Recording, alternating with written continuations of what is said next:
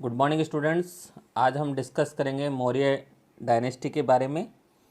तो स्टूडेंट्स, आज का हमारा टॉपिक जो है वो है मौर्य डायनेस्टी, मौर्य एम्पायर। एक बहुत महान डायनेस्टी रही है, बहुत ग्रेटेस्ट डायनेस्टी रही है, और ये पहली ऐसी डायनेस्टी रही है जिन्होंने एक यूनिफाइड पॉलिटिकल सिस्टम को डेवलप किया, या फिर एक ऐसा एम्पायर डेवलप किया जिसने पहली बार बहुत बड़े एरिया को कंट्रोल किया। आपको पता है मौर्य डायनेस्टी से पहले यहाँ जो सिस्टम था महाजनपद वाला, तो यहाँ पर कई सारे महाजनपद हुआ करते थे। 16 महाजनपद थे हमारे इंडिया के अंतर्गत। उन सब महाजनपदों में सबसे पावरफुल जो महाजनपद निकल करके आता है वो कौन सा था? मगध महाजनपद। मगध एरिया पर कई सारी डायनेस्टियों ने रूल किया और फाइनली एक बहुत बड़ी डायनेस्टी, बहुत पावरफुल डायनेस्टी, ग्रेटेस्ट डायनेस्टी जो उभर कर के आती है वो कौन सी है? मौर्य डायनेस्टी है। तो मौर्य डायनेस्टी के बारे में अगर हम बात कर रहे हैं तो मौर्य डायनेस्टी ने रूल जो किया था वो कब किया? 321 BCE से लेकर के 185 BCE तक। तो स्टूडेंट ध्यान रखना, BCE में जो डेट होती है वो रिवर्स में चलती है। किस में चलती है? रिवर्स में चलती है। फिर भी अगर आपको डेट्स में कोई कन्फ्यूजन है तो मैंने ऑलरेडी इस पर एक लेक्चर यूट्यूब पर डाल रखा है जिसमें आपको डेट्स के बारे में अच्छे से बता रखा है, जिसे अगर आप देखना चाहो तो देख सकते हो। 5-10 मिनट का लेक्चर है, आप सर्च करना concept of BCE ADCE by Mudit classes, उसमें आपको ये सारी चीज़ें समझने के लिए मिल जाएंगी। तो students, by the way lecture की शुरुआत करते हैं मौर्य डायनेस्टी की, मौर्य एम्पायर की अगर हम बात कर रहे हैं यहाँ पर, तो अब इसके बारे में हम बात कर रहे हैं। तो जैसा कि स्टूडेंट्स हम देखें आगे इसमें कि मौर्यन एम्पायर का टाइम पीरियड क्या बताया गया? 321 BCE से लेकर के 185 BCE तक हमने इसका टाइम पीरियड देखा है। तो स्टूडेंट्स, सबसे पहले हम बात करते हैं बेसिक से। हम किसको डिस्कस करेंगे? बेसिक को डिस्कस करेंगे। आई एम सेइंग बेसिक से डिस्कस करेंगे, मतलब बेसिक अगर आपके क्लियर हैं तो आपको चैप्टर को समझने में आसानी होगी, आपको चैप्टर को समझने में कोई प्रॉब्लम नहीं होगी। बेसिक में हम जानेंगे कि किस तरह से मौर्य डायनेस्टी का इस्टेब्लिशमेंट हुआ, मौर्य एम्पायर की स्थापना कैसे हुई, वो सब हम इस बेसिक के अंतर्गत जानेंगे। तो स्टूडेंट्स, इन सब चीज़ों को जानने से पहले एक चीज़ आपको बार बार मिलेगी इस पूरे चैप्टर के अंतर्गत, और उसको हम बोलते हैं एम्पायर। उसको हम क्या बोलते हैं? एम्पायर बोलते हैं। एम्पायर का मतलब होता है साम्राज्य। तो एम्पायर क्या होता है ये चीज़ हमको समझनी पड़ेगी। तो स्टूडेंट्स, बात कर रहे हैं empire is very large territory than kingdom. Empire ज़्यादा बड़ा होता है किससे? किंगडम से। एक तो होता है किंगडम, मतलब हम बात किसकी कर रहे हैं? किंगडम की। किंगडम का मतलब होता है राज्य। किंगडम का मतलब क्या होता है? राज्य। और जैसे मान लीजिए कि एक राज्य हो गया, 2 राज्य हो गए, 3 हो गए, 4 राज्य हो गए, 5 राज्य हो गए, 6 राज्य हो गए, 7 राज्य हो गए, 8 राज्य हो गए, इस तरह से राज्य हो गए। ये अलग अलग किंगडम हैं और इन पर 8 शासक रूल कर रहे हैं। मगर हम बात कर रहे हैं एम्पायर की, कि एम्पायर क्या होता है, तो इन सब को मिला दो, इन सब को मिला दो तो इसके बराबर एटलीस्ट। तो अब जब हम इन सबको मिला देंगे, इन सबको एक जगह कर देंगे, तो एम्पायर का जो मतलब होता है वो होता है कि एम्पायर किंगडम से बड़ा होता है। मतलब ये पूरा एरिया किस में आ गया? एम्पायर के अंतर्गत आ गया। ये जो पूरी पावर जो है अब वो एम्पायर के हाथों में होगी, सम्राट के हाथों में होगी। किंगडम में छोटे छोटे राज्य होते हैं, उनमें अलग अलग शासक रूल करते हैं, लेकिन एम्पायर एक पूरी जो है एक सम्राट के द्वारा उस पूरे क्षेत्र को, छोटे छोटे राज्यों को आपस में मिला करके जिस एरिया तक उसका शासन होता है उसको हम क्या कहते हैं? एम्पायर कहते हैं। तो स्टूडेंट, हम बात करते हैं कि more powerful than kingdom. Empire जो होता है वो ज़्यादा पावरफुल होता है किससे? किंगडम से। क्योंकि हम बात करें सीधी सीधी कि किंगडम जो है वो एक छोटे छोटे स्टेट्स में बटा हुआ होता है, जबकि एम्पायर उन पूरे को मिलाकर के आपस में होता है। तो निश्चित रूप से ज़्यादा पावरफुल होगा किससे? किंगडम से। आगे हम बात करेंगे empire has one man ruler known as empire. Empire का एक मैन रूलर होता है, एक मैन शासक होता है जिसको हम कहते हैं एम्पायर। और एम्पायर का मतलब क्या होता है? सम्राट। एम्पायर का मतलब क्या होता है? सम्राट। तो एम्पायर में the empire has a large number of ministers and officials. Empire के अंतर्गत, एम्पायर जो होता है उसके अंडर के अंतर्गत बहुत सारे मिनिस्टर्स होते हैं, बहुत सारे ऑफिशियल मिनिस्टर होते हैं जो उसके कार्यों को करते हैं। तो स्टूडेंट्स यहाँ पर आप देखेंगे, यहाँ पर आप देखिए कि आपके सामने जो है ये पूरा जो ब्लू के अंतर्गत आपको जो दिखा रखा है, यहाँ पर पूरी तरीके से जो आपको समझा रखा है, ये पूरा जो ब्लू जो है ये एक एम्पायर है। ये क्या है? एक एम्पायर है। और यहाँ पर कौन रूल करता था? यहाँ पर मौर्य रूल करते थे। कौन रूल करते थे? मौर्य रूल करते थे।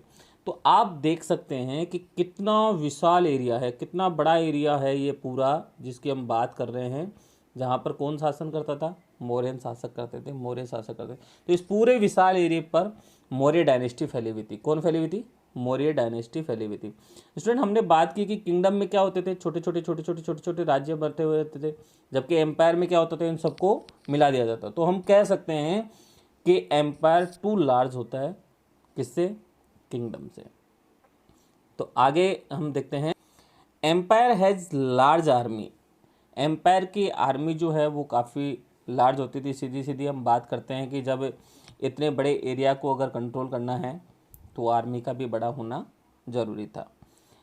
Empire has large number of people living within it. और एम्पायर में बहुत सारे लोग रहते हैं, बहुत सारे संख्या के अंतर्गत जो है वहाँ पर साम्राज्य के अंतर्गत लोग रहते हैं।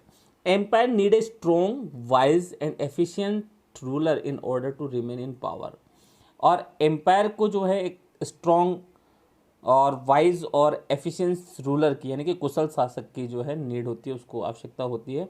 क्योंकि बिना कुशल शासक के, बिना एफिशिएंट रूलर के, बिना वाइज रूलर के, बिना स्ट्रॉन्ग रूलर के जो है एम्पायर पर इतनी आसानी से शासन नहीं किया जा सकता।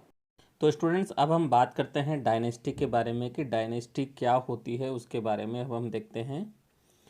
तो डायनेस्टी को हिंदी में बोलते हैं स्टूडेंट वंश। क्या बोलते हैं? वंश। अब जैसे कि आप पढ़ोगे कि मौर्य डायनेस्टी है, हर्यक डायनेस्टी है, गुप्त डायनेस्टी है, एटसेट्रा, ऐसी कई सारी डायनेस्टी के बारे में पढ़ते रहते हैं। तो डायनेस्टी क्या होती है? डायनेस्टी का मतलब होता है a dynasty refers to a chain of individual who became rulers of the empire या किंगडम वन आफ्टर अनदर। मतलब कि डायनेस्टी में ऐसा होता है कि सबसे पहले जैसे मान लो यहाँ पर कोई राजा बना, और जैसे हम बात करते हैं मौर्य डायनेस्टी के बारे में, हम बात कर लें सबसे पहले कि मौर्य डायनेस्टी में सबसे पहले कौन आए? चंद्रगुप्त आए। ठीक है। चंद्रगुप्त के बाद में फिर उसमें कौन आता है? चंद्रगुप्त, जो कि जिन्होंने मौर्य डायनेस्टी के वो फाउंडर थे, मौर्य डायनेस्टी के जिन्होंने इस्टेब्लिश किया। उसके बाद में चंद्रगुप्त के बाद में आते हैं बिंदुसार। कौन आते हैं? बिंदुसार आते हैं। और बिंदुसार के बाद में कौन आते हैं? अशोक आते हैं। उसके बाद कोई और, उसके बाद कोई और। तो मतलब एक के बाद एक, पहले एक राजा बन गया, फिर उसका बेटा राजा बन गया, फिर उसका बेटा राजा बन गया, फिर उसका बेटा राजा बन गया। तो ऐसे जो सिस्टम चलता रहता है उसको हम बोलते हैं डायनेस्टी। उसको हम क्या बोलते हैं? डायनेस्टी। और स्टूडेंट, इसमें जो रूलर्स होते हैं, rulers also belong to the same family. इसके अंतर्गत जो रूलर्स होते हैं वो सेम फैमिली से ही रहते हैं, मतलब एक ही फैमिली से बिलोंग करते हैं, दूसरी फैमिली से बिलोंग नहीं करते, क्योंकि जिस फैमिली की वो डायनेस्टी है वो उसी से बिलोंग करते हैं। स्टूडेंट, आगे हम देखें, people from same family becoming rulers one after the another. मतलब कि सेम फैमिली से ही रूलर्स बनकर चले आते हैं, एक के बाद एक के बाद एक राजा बनता रहता है।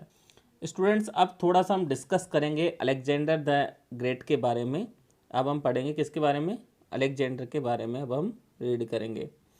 तो स्टूडेंट्स, आप देखेंगे अलेक्जेंडर का मतलब होता है सिकंदर। सिकंदर के बारे में पढ़ेंगे, जो दुनिया पर राज करना चाहते थे, दुनिया को अपने वश में लेना चाहते थे, उस सिकंदर के बारे में आज हम यहाँ पर पढ़ेंगे। तो अलेक्जेंडर का चैप्टर के बीच में हमारे कहीं कहीं पर जिक्र आएगा, तो इसको हम थोड़ा सा पहले ही समझ लेते हैं। He was the ruler of Macedonia, a most powerful Greek state. ये मैसेडोनिया के रूलर थे, मैसेडोनिया के शासक थे, और मैसेडोनिया ग्रीक का एक बहुत ही पावरफुल स्टेट हुआ करता था। तो ये जो रूलर थे अलेक्जेंडर, ये कहाँ के रूलर थे? ये ग्रीक के मेसिडोनिया के रूलर थे। Also known as Alexander the Great, और इनको दूसरे नाम से भी जाना जाता है, किस नाम से? अलेक्जेंडर द ग्रेट के नाम से भी। And he is known for his conquests, और इनको अपनी कन्क्वेट्स के कारण भी जाना जाता है क्योंकि इन्होंने बहुत सारी जगहों पर अपनी विजय हासिल की थी, कई जगहों पर इन्होंने जीत हासिल की थी, तो इसके लिए भी इनको जो है जाना जाता है। और स्टूडेंट हम बात करें कि he raids to India through Khyber pass from north west around 326 BC। तो अलेक्जेंडर जो थे वो इंडिया में भी आए क्योंकि वो अपने जीत के सिलसिले को बढ़ाना चाहते थे, इंडिया पर अपना कंट्रोल करना चाहते थे। इनको पता था क्योंकि इंडिया बहुत एक महान कंट्री है, इंडिया बहुत ही ज़्यादा पावरफुल कंट्री है, इंडिया बहुत ज़्यादा समृद्धशाली कंट्री है। तो क्योंकि इंडिया को उस समय क्या कहते थे? गोल्डन बर्ड कहते थे उस ज़माने में। तो इसलिए अलेक्जेंडर जो है वो इंडिया की तरफ भी आए, और वे पहुँचते कैसे हैं? नॉर्थ वेस्ट से। कहाँ से पहुँचते हैं? नॉर्थ वेस्ट की साइड से जो पहुँचते हैं। और आपको पता है इंडिया में ये जो नॉर्थ वेस्ट है, मतलब कि आज जो पाकिस्तान का जो एरिया, पाकिस्तान से रिलेटेड हमारी तरफ जो एरिया आ रहा है नॉर्थ वेस्ट का, उस वाले रास्ते से वहाँ पर एक एरिया है, वहाँ पर एक पहाड़ी एरिया है, और वहाँ पहाड़ी एरिया में एक जो है खैबर पास बना हुआ है, उस रास्ते से जो है वो वहाँ पर पहुँचते हैं। कौन? अलेक्जेंडर जो हैं वो इंडिया में पहुँचते हैं। और कब पहुँचते हैं? 326 BC के अंतर्गत। During this time Nand were ruling over the Magadh, और उस समय इंडिया में जो रूल चल रहा था वो किसका चल रहा था? नंद डायनेस्टी का चल रहा था। तो इंडिया में जो नॉर्थ जो था, मतलब मगध जो था हमारा, वो बड़ा पावरफुल एम्पायर था, और वहाँ पर जो रूल कर रहे थे वो कौन थे? नंद थे। किस टाइम पर? जब अलेक्जेंडर ने इंडिया में एंटर किया, उस समय मगध पर किसका शासन था? नंद का, नंद डायनेस्टी का। And Seleucus Nicator was commander of the Alexander, और इनके जो कमांडर थे वो कौन थे? Seleucus Nicator. हालांकि इनके नंद से जो है डायरेक्ट फाइट नहीं हुई थी उस समय, उनकी फाइट जो है उस सबसे पहले हमारे पूर्व के जो पंजाब के एक राजा थे पोरस, उनके साथ जो है इनकी फाइट हुई थी। आगे हम देखते हैं स्टूडेंट हमारे एंशिएंट इंडिया के बारे में। तो अब हम बात किसकी कर रहे हैं? एंशिएंट इंडिया की कर रहे हैं। एंशिएंट इंडिया में जो नंद डायनेस्टी है वो कौन से क्रम पे आती है हमारी? जब हम बात करेंगे सबसे पहले हमारे क्या आता है? महाजनपद पीरियड आता है। आपने देखा कि हमारे इंडिया में महाजनपद कितने हैं? 16 महाजनपद थे, और ये आपने पहले पढ़ लिया। और महाजनपद भी दो भागों में डिवाइड कर रखे थे, एक था हमारे मोनार्की शासन था, और एक जहाँ पर रिपब्लिक शासन था, यानी कि मोनार्की यानी राजा का शासन, और रिपब्लिक यानी जाने पर निर्वाचन होता था। तो इन 16 जो महाजनपद थे उनमें भी सबसे पावरफुल जो महाजनपद था वो कौन सा था? मगध महाजनपद था। कौन सा था? मगध महाजन। तो मगध महाजन पर सबसे पहले हर्यक डायनेस्टी ने रूल किया। उसके बाद में हम बात करें हर्यक डायनेस्टी ने, फिर उसके बाद में शिशुनाग डायनेस्टी ने जो है यहाँ पर शासन किया। शिशुनाग डायनेस्टी के बाद में फिर जो है नंद डायनेस्टी ने शासन किया, और उसके बाद में मतलब नंद डायनेस्टी के जो लास्ट रूलर थे घनानंद, उनको हरा करके चंद्रगुप्त मौर्य ने चाणक्य की सहायता से कौन सी डायनेस्टी इस्टेब्लिश की थी? मौर्य डायनेस्टी इस्टेब्लिश की थी। कौन सी डायनेस्टी इस्टेब्लिश की? मौर्य डायनेस्टी को इस्टेब्लिश किया था। तो मौर्य डायनेस्टी से पहले आपको पता होना चाहिए कि मगध वाले एरिया में, जो आज के टाइम में हम बात करें जो बिहार वाला जो हमारा एरिया है, उस पूरे एरिया में इन सारी डायनेस्टी ने क्या किया था? रूल किया था। और जैसे ही हम बात करते हैं कि मौर्य डायनेस्टी का एंड होता है, मौर्य डायनेस्टी ख़त्म होती है, उसके बाद जो है सुंग डायनेस्टी आ जाती है। उसके बाद जो है हम बात करें कि कण्व डायनेस्टी आ जाती है, फिर गुप्त डायनेस्टी आ जाती है। उसके बाद सातवाहन हैं, कुषाण हैं, शक हैं, चेर हैं, चोल हैं, पांड्या हैं, पल्लव हैं, पाल हैं, प्रतिहार हैं, राष्ट्रकूट हैं। तो इन सब डायनेस्टी ने यहाँ पर जो है उसके बाद में यहाँ पर रूल किया था। लेकिन मैं आपको बता दूं कि ये हैं ये क्रम से नहीं हैं, ये हम जो बात कर रहे हैं ये पूरी यहाँ पर क्रम से हैं, क्योंकि अलग अलग समय पर अलग अलग एरिया में बहुत सारी डायनेस्टी जो है हुआ करती थी और वो अलग अलग तरीके से रूल किया करती थी। तो स्टूडेंट्स अब हम थोड़ा सा जो है चाणक्य के बारे में पढ़ लेते हैं। चाणक्य का नाम आपने सुना होगा, बचपन से सुनते आ रहे होंगे। चाणक्य बहुत फेमस व्यक्ति रहे हैं, बहुत महान फिलोसफर रहे हैं, थिंकर रहे हैं। कूटनीति के क्षेत्र में इनका बहुत बड़ा विद्वान माना जाता है। तो चाणक्य की अगर हम बात करते हैं इनिशियल शुरुआत के अंतर्गत, तो he was the minister in the court of Nand rulers. ये जो हैं चाणक्य जो हैं वो नंद शासक जो हुआ करते थे उस समय, नंद डायनेस्टी के जो रूलर्स हुआ करते थे उनके मंत्री हुआ करते थे, उनके मिनिस्टर्स हुआ करते थे। कौन? चाणक्य।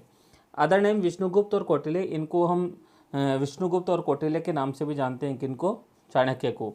ही was insulted by Nanda king Ghananand, और इनको ऐसा बताते हैं कि घनानंद जो कि नंद डायनेस्टी का लास्ट रूलर था, वो चाणक्य की एक बार इंसल्ट कर देते हैं, उनकी बेइज्जती कर देते हैं, इनके साथ गलत व्यवहार करते हैं, और उस गलत व्यवहार की वजह से ही टुक ए वॉव टू डिस्ट्रॉय नंदाज किंगडम। ये जो है प्रतिज्ञा लेते हैं कि अब मैं इस नंद किंगडम को जड़ से ख़त्म कर दूंगा। घनानंद ने जो मेरी इंसल्ट की है उसका मैं बदला लूँगा, और बदला भी कैसा लूँगा? अर्थात इस एम्पायर को जड़ से ही ख़त्म कर दूंगा। ही मीट चंद्रगुप्त इन विंध्या फॉरेस्ट, और इनकी मुलाकात होती है विंध्या फॉरेस्ट के अंतर्गत एक बालक से जिसका नाम है चंद्रगुप्त मौर्य। तो चंद्रगुप्त मौर्य से इनकी मुलाकात कहाँ पर होती है? विंध्या फॉरेस्ट में होती है। तो ये चंद्रगुप्त मौर्य को देखकर के समझ आते हैं कि मतलब ये लड़का कुछ कर सकता है, यही ऐसा व्यक्ति है जो घनानंद को हरा सकता है, उसको हटा सकता है, और अपना एक नया एम्पायर या अपनी एक नई डायनेस्टी को जो है इस्टेब्लिश कर सकता है। He trained Chandragupta and help him raise army, फिर इन्होंने चंद्रगुप्त मौर्य को ट्रेंड किया, प्रशिक्षित किया, उसको शिक्षा दी, और उसकी आर्मी को जो है रेज्ड बढ़ाने में जो है चंद्रगुप्त मौर्य की उन्होंने हेल्प भी की। With the help of Chanakya Chandragupta overthrew Ghananand, और चाणक्य की सहायता से ही जो है चंद्रगुप्त मौर्य ने घनानंद को ओवरथ्रू कर दिया। ओवरथ्रू का मतलब उसको गद्दी से हटा दिया, और मौर्य साम्राज्य की उन्होंने इस्टेब्लिश कर ली, मौर्य साम्राज्य की उन्होंने स्थापना की। घनानंद को हरा करके ही जो है चाणक्य के माध्यम से जो है चंद्रगुप्त मौर्य ने जो है मौर्य साम्राज्य की नींव रखी थी। तो rise and growth of the Maurya empire का कैसे हुआ वो हम आगे देखेंगे, लेकिन स्टूडेंट उससे पहले हम देखते हैं before Maurya empire, Maurya empire से पहले क्या क्या हुआ था उसके बारे में हम थोड़ा सा देख लेते हैं कि मौर्य एम्पायर से पहले मगध की क्या सिचुएशन थी, वो हम देखते हैं। Ghananand the last ruler of Magadha, Magadha का अंतिम शासक जो था वो कौन था? घनानंद था। He was hated by his subjects, वो अपनी सब्जेक्ट्स यानी अपनी प्रजा से जो है हेटेड था, घृणा करता था। और इन पंजाब के अंतर्गत Greek governors were fighting for the power, जो ग्रीक गवर्नर्स थे वो आपस में पावर के लिए जो है, सत्ता के लिए जो है आपस में फाइटिंग कर रहे थे, लड़ रहे थे। The entire north India was in A state of confusion around 300 BCE। और अगर हम बात करें कि पूरा हमारा जो नॉर्थ इंडिया था वो 300 BCE के टाइम पर जो है बड़ा कन्फ्यूजन में था कि कौन उन पर शासन करेगा। इस चीज़ को लेकर के वो बड़े कन्फ्यूज थे, क्योंकि उस समय the great king Alexander the great has reached the north western borders of India, क्योंकि उसी समय ग्रीक राजा अलेक्जेंडर यानी कि जो सिकंदर जो था वो इंडिया की नॉर्थ वेस्टर्न जो बॉर्डर थी वहाँ पर पहुँच चुका था, और इस बात का खतरा बना हुआ था कि अलेक्जेंडर जो है वो कहीं भारत पर अपना कंट्रोल स्थापित न कर ले, ऐसा उनके सामने एक खतरा बना हुआ था। He was pausing challenge for the Indian rulers, और ये भारतीय शासकों के लिए इस प्रकार से भारतीय शासकों के सामने उस समय कई चैलेंज थे, कई चुनौतियाँ उस समय उनके सामने थी। तो स्टूडेंट इस समय इस वाली जो सिचुएशन थी उसमें इंडिया के अंतर्गत मगध में बहुत सारी प्रॉब्लम्स थी, फॉरेन रूलर्स का खतरा था, आपस में गवर्नर्स यहाँ पर फाइट कर रहे थे। तो ऐसी सिचुएशन में ज़रूरत थी कि कोई ऐसा शासक आए जो इन समस्याओं को दूर करे, फॉरेन चैलेंजर जो आ रहे हैं उनको रोके, और यहाँ पर जो है शांति को स्थापित करे, सही से प्रशासन चलाए, जनता का भी ख्याल रखे, इस प्रकार की ज़रूरत थी। तो उसी समय फाउंडेशन ऑफ मौर्यन एम्पायर के बारे में हम देखते हैं। उसी समय चंद्रगुप्त मौर्य ने किस तरह से मौर्यन एम्पायर का फाउंडेशन किया। Chandragupta with the helps of his mentor Kautilya Chanakya overthrew the unpopular Nanda in 321 BCE। Chandragupta Maurya ने अपने मेंटर जैसे गुरु भी कह सकते हैं हम इसको, या शिक्षा देने वाला भी कह सकते हैं, कि अपने मेंटर की सहायता से जो चाणक्य और कौटिल्य जिसको हम कह सकते हैं उनकी सहायता से जो है उन्होंने नंद रूल को जो है जड़ से ख़त्म कर दिया, और 321 BC में मौर्य डायनेस्टी की स्टेब्लिश कर दी। Chanakya was the PM of Chandragupta Maurya, और चाणक्य जो था वो चंद्रगुप्त मौर्य का पीएम बनाया जाता है। तो स्टूडेंट्स यहाँ पर जो है हमारे लिए एक क्वेश्चन बनता है कि who was the founder of Maurya dynasty, कि मौर्य डायनेस्टी का संस्थापक कौन था। तो हम कह सकते हैं कि मौर्य डायनेस्टी का संस्थापक कौन था, चंद्रगुप्त मौर्य। स्टूडेंट आगे हम देखते हैं कि according to a Buddhist story Chandragupta hailed from a land of peacocks. अगर हम बुद्धिस्ट स्टोरी के अनुसार बात करते हैं तो चंद्रगुप्त मौर्य ऐसी लैंड से आते हैं, ऐसी भूमि से आते हैं जिस लैंड पर जो है पिकॉक्स यानी मोर ही मोर रहते हैं, इसलिए so he got the surname Maurya, इसलिए उनका सरनेम क्या हो गया, मौर्य हो गया। And dynasty founded by him is known as Maurya dynasty, और उनके द्वारा जिस डायनेस्टी की खोज की गई, जिस डायनेस्टी को फाउंड किया गया, इस कारण से उस डायनेस्टी का नाम भी क्या हो गया, मौर्य डायनेस्टी के रूप में उसको जाना गया।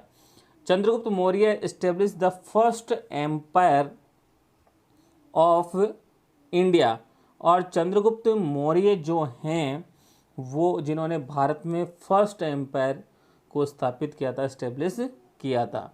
तो स्टूडेंट्स यहाँ पर भी हमारे पास एक क्वेश्चन बन रहा है कि सबसे पहले कौन सा एम्पायर जो है इंडिया में स्थापित हुआ। तो हम कह सकते हैं कि मौर्यन एम्पायर हुआ था, और वो किसने किया था, चंद्रगुप्त मौर्य ने।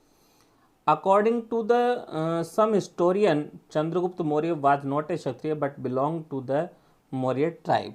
और अगर हम कुछ हिस्टोरियन की बात करते हैं, उनके अकॉर्डिंग बात करते हैं, तो चंद्रगुप्त मौर्य जो है वो क्षत्रिय नहीं थे, बल्कि वो क्या थे, मौर्य ट्राइब से बिलोंग करते थे, मौर्य ट्राइब से संबंधित थे। इसलिए उन्होंने अपनी डायनेस्टी का नाम क्या रख दिया, मौर्य डायनेस्टी रख दिया। ऐसा भी कुछ हिस्टोरियन, कुछ इतिहासकार मानते हैं। He was raised in a forest along with headsman, और वे जंगल में किसी हेड्समैन यानी किसी पशुपालक के यहाँ पर जो है पले बड़े थे, वहाँ पर उनका पालन पोषण हुआ था। स्टूडेंट आगे हम बात करते हैं man rulers of Maurya dynasty. Maurya dynasty के जो मेन रूलर्स हैं, जैसे कि चंद्रगुप्त मौर्य की हम बात कर रहे हैं, बिंदुसार के बारे में हम पढ़ेंगे, अशोक के बारे में पढ़ेंगे। ये सब हमारे मौर्य जो डायनेस्टी है, जो हमारे यहाँ बुक के अंतर्गत सबसे मेन रूलर्स हैं, उनके बारे में हम यहाँ पर स्टडी करेंगे। तो स्टूडेंट यहाँ से हम जो है मौर्य डायनेस्टी की शुरुआत करते हैं, यहाँ से मौर्य डायनेस्टी को जो है प्रारंभ करते हैं। स्टूडेंट मौर्य डायनेस्टी जो है उसका टाइम पीरियड है 322 BC से लेकर के 185 BC तक, जो कि हमारे बुक में दिया हुआ है। और हम देखते हैं कि out of 16 mahajanapada Magadha emerge as the powerful, कि हमारे जो 16 महाजनपद थे जिसके बारे में हमने पढ़ा, उनमें सबसे पावरफुल जो महाजनपद था वो कौन सा था, मगध था। और Magadha developed into a empire during the Haryanka dynasty, और मगध जो है वो एम्पायर, मगध को एम्पायर में यानी कि साम्राज्य में डेवलप कौन करता है, हर्यक डायनेस्टी करती है। मतलब मगध जो है वो हर्यक डायनेस्टी के समय में साम्राज्य के रूप में डेवलप होता है। और Magadh establish it's control over the entire north India, और मगध का हमारे पूरे नॉर्थ इंडिया के ऊपर जो है कंट्रोल स्टेब्लिश हो गया। मतलब जो मगध का रूलर बनेगा वो पूरे एंटायर हमारा जो नॉर्थ इंडिया उस पर कंट्रोल करेगा। In 326 BC Ghananand was the last ruler of Nanda dynasty was ruling over Magadha. 326 BC के अंतर्गत नंद डायनेस्टी का जो लास्ट रूलर था जिसका नाम था घनानंद, वो उस समय पूरे मगध पर क्या कर रहा था, शासन कर रहा था। People were suffering from his atrocities and excessive burden of taxes. People जो हैं उस समय सफ़र कर रहे थे, हिज एट्रोसिटीज यानी उसके अत्याचारों से परेशान थे लोग, उसके अत्याचारों से सफ़र कर रहे थे। And excessive burden of tax, और उसने जो अत्यधिक अपनी प्रजा पर जो टैक्स लगा रखा था उसकी वजह से वहाँ की जनता उससे नाराज़ थी, उससे खुश नहीं थी, इससे उस राज्य के लोग उससे असंतुष्ट थे।